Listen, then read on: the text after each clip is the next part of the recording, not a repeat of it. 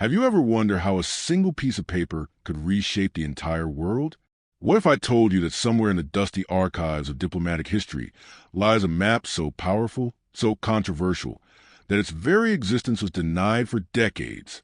Today, we're diving deep into one of the most fascinating geopolitical mysteries of the modern era, a secret cartographic conspiracy that literally redrew the boundaries of nations and changed the fate of millions of people forever. This isn't just another history lesson. This is a story of how powerful men in smoke-filled rooms used nothing more than ink and paper to play God with entire civilizations. And the most shocking part? Most of the world still doesn't know it happened. But before we uncover this earth-shattering secret, let me ask you something. When you look at a world map today, do you ever question why the borders are exactly where they are? Why some countries have those peculiar jutting territories, or why certain regions seem to make no geographical sense whatsoever? Well, after today's video, you'll never look at a map the same way again. The year was 1916, and the world was tearing itself apart in what we now call the First World War. While millions of soldiers were dying in trenches across Europe, something far more sinister was happening behind closed doors. In the elegant drawing rooms of London and Paris, diplomats were already planning how to carve up the world once the war ended. But this wasn't just about victory. This was about creating a new world order that would benefit the victorious powers for generations to come. Enter our first key player, Sir Mark Sykes, a British diplomat with an aristocratic background and an insatiable appetite for imperial expansion. Sykes wasn't your typical bureaucrat. He was an adventurer, a world traveler who had spent years exploring the Ottoman Empire and understanding its complex ethnic and religious makeup. He spoke multiple languages, had connections throughout the Middle East, and most importantly, he had the complete trust of the British government. On the other side of the English Channel sat François-Georges Picot, a French diplomat equally determined to secure his nation's interests in the post-war world. Picot represented centuries of French ambition in the Levant, dating back to the Crusades. He was methodical, calculating, and absolutely ruthless when it came to advancing French colonial interests. These two men, representing the greatest imperial powers of their time, were about to create something that would echo through history for over a century. But here's where the story gets really interesting. They weren't working alone.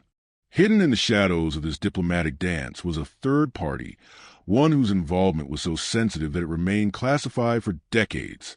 The Russians, led by diplomat Sergei Sazonov, were secretly part of these negotiations, even as their own empire was beginning to crumble from within. This tripartite agreement was so explosive that when the Bolsheviks later discovered in the Tsar's archives, they immediately published it to embarrass the Western powers. The map they were creating wasn't just any map. It was a blueprint for the complete dismemberment of the Ottoman Empire, one of the largest and oldest empires in human history. For over 6 centuries, the Ottomans had controlled vast territories spanning 3 continents. Now, with the empire weakened by war and internal strife, these 3 European powers saw their chance to finally achieve what the Crusaders had failed to do hundreds of years earlier.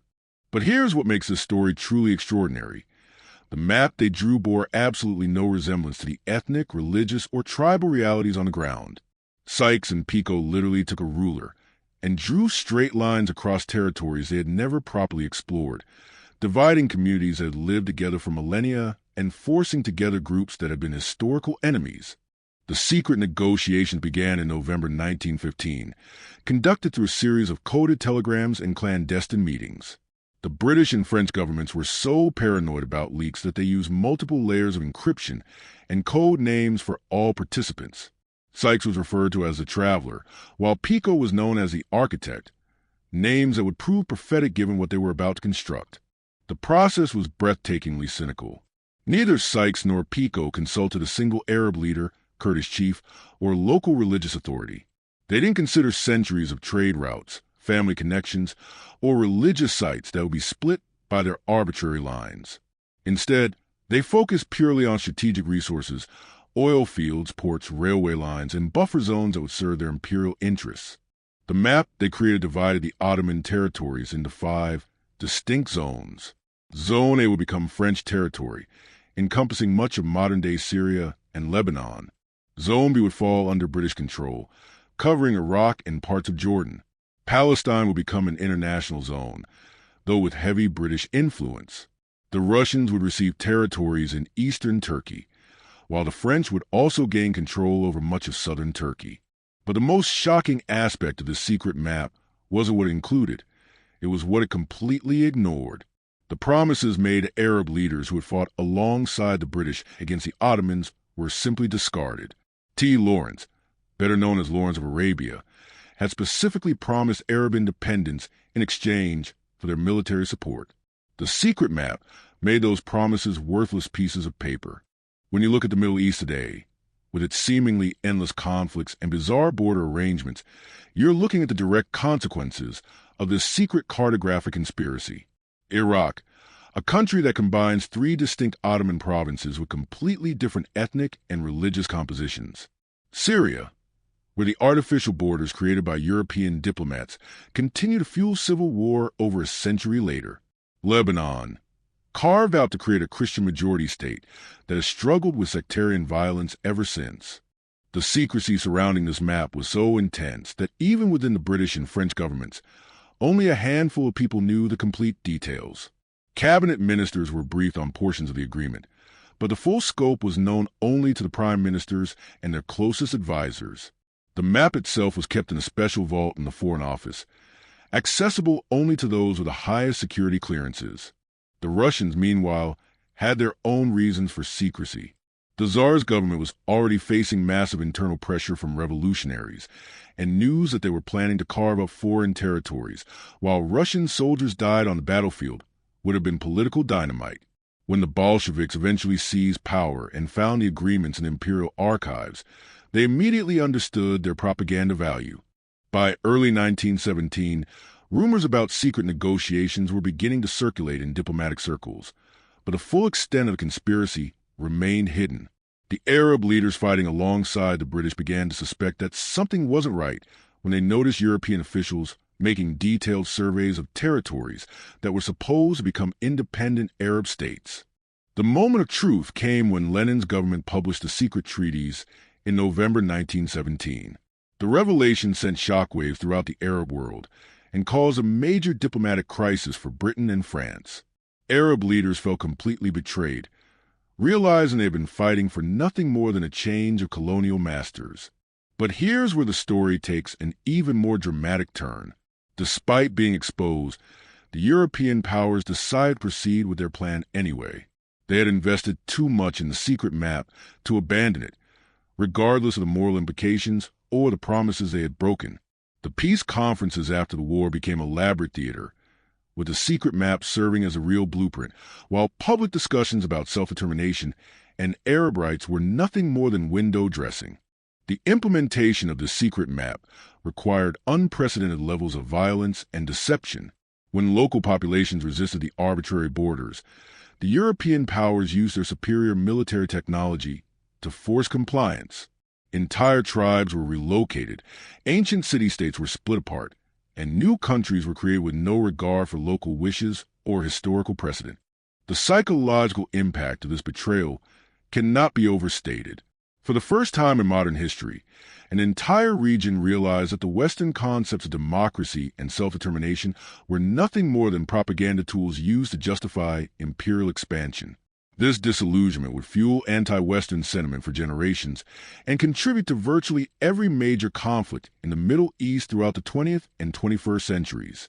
What makes this story even more remarkable is how successfully it was hidden from public view for decades. History textbooks barely mention the secret negotiations, focusing instead on a more palatable narrative of liberation from Ottoman rule.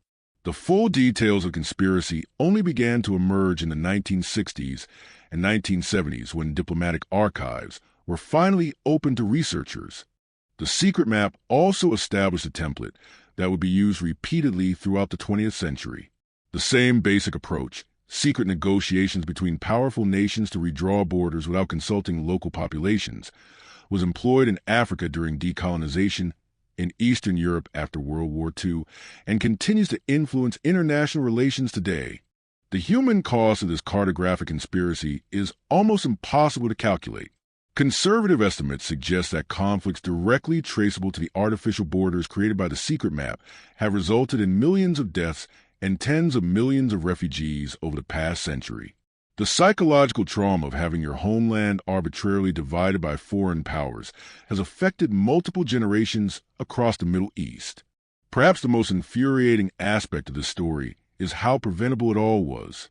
There were numerous opportunities to create borders that reflected local realities rather than European imperial interests. Arab intellectuals, Kurdish leaders, and other local voices repeatedly offered alternative proposals that would have respected ethnic and religious boundaries while still allowing for European economic interests. These proposals were systematically ignored. The legacy of the secret map extends far beyond the Middle East. It fundamentally changed how international law approaches the question of borders and sovereignty. The principle that external powers could simply redraw maps in secret negotiations became normalized, leading to similar arrangements in other parts of the world. The precedent set by Sykes and Picot echoes through modern international relations, from the partition of India to the creation of artificial states in Africa. Today, more than a century later, we're still living with the consequences of that secret map.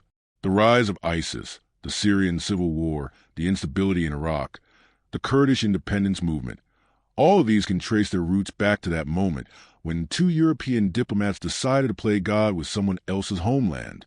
The most tragic irony is that the secret map didn't even achieve its intended purpose. Instead of creating stable client states that would serve European interests, it created a region of permanent instability that has consumed enormous resources and caused immeasurable suffering. The oil wealth that was supposed to flow smoothly to European markets has been disrupted by constant warfare, and the strategic positions that seemed so valuable in 1916 have become sources of endless conflict. But here's what's truly shocking. Similar secret mapping exercises are still happening today. In conference rooms around the world, powerful nations continue to redraw boundaries and reshape regions while consulting the people who actually live there. The techniques have become more sophisticated, the justifications more elaborate, but the fundamental approach remains the same.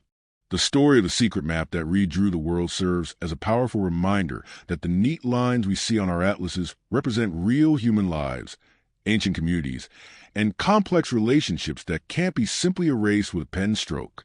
It shows us how decisions made in distant capitals by people who will never face the consequences can echo through generations, creating suffering and conflict that lasts for centuries. As we face new global challenges and potential border changes in the future, remembering this secret map and its devastating consequences becomes more important than ever. The next time someone suggests that complex regional problems can be solved by simply redrawing a few lines on a map, we should remember the cautionary tale of Sykes, Picot, and the conspiracy that changed the world. Understanding this hidden history doesn't just help us comprehend current events. It empowers us to demand better solutions in the future. Because the most important lesson of the secret map is this. The people who live in a place should have the final say in how it's governed, not distant diplomats with their own agendas drawing lines on pieces of paper they'll never have to live with.